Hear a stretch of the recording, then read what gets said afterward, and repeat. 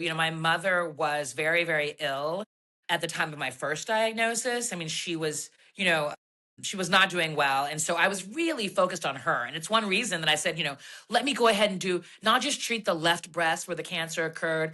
Let me get rid of both. I'll be done Mhm. with this. I can focus on her. I was flying home to Texas every few weeks to spend time with her. And sorry, I forgot my train of thought. That's okay. You were saying, because I started telling About your another strength. story.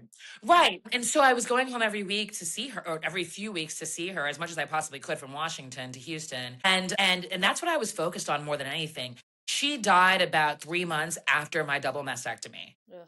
And so that was obviously a very difficult time for me. And it kind of overtook the cancer issue. You know what I mean? The Right. cancer issue was like, I'm alive. I'm alive fighting this. And at the time, I'm like, I'm done with this. And so I was done with cancer. And my mother had already passed away by the time I was diagnosed again at 39 and found Ugh. out, no, actually, you're not done with cancer. Ugh. But I think that whole period was a time when I found a lot of strength in myself.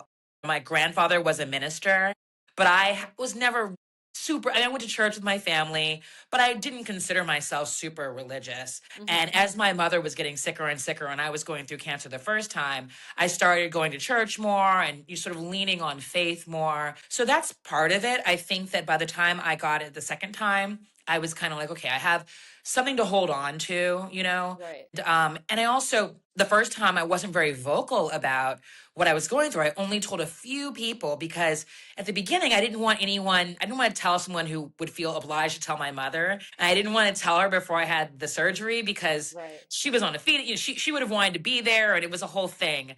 So I relied on just close family and friends. And that's what I did both times. And that was really enough. And I think I was surprised to find that I had a reservoir of strength that I didn't know was there. I think that you don't always know how you're going to deal with something like this until it happens. And just like you don't know how you're going to deal with an emergency, right? You don't know if you're the kind who's going to like freeze like a deer in headlights or immediately get to work, doing whatever needs to be done.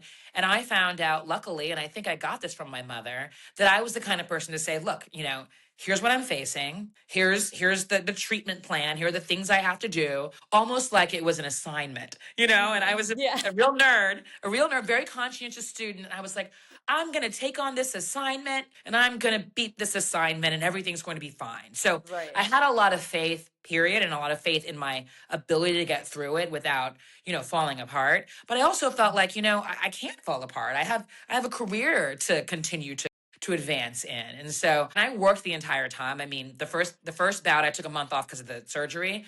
But the second time, of course, I took a few weeks off for surgery. But when I was going through chemo, I was covering the White House. It was the end of the Obama administration. And I was going like to chemo every 3 weeks. And I just kept going. I just kept working because I was like, you're in a really prized position in terms Right. of the job.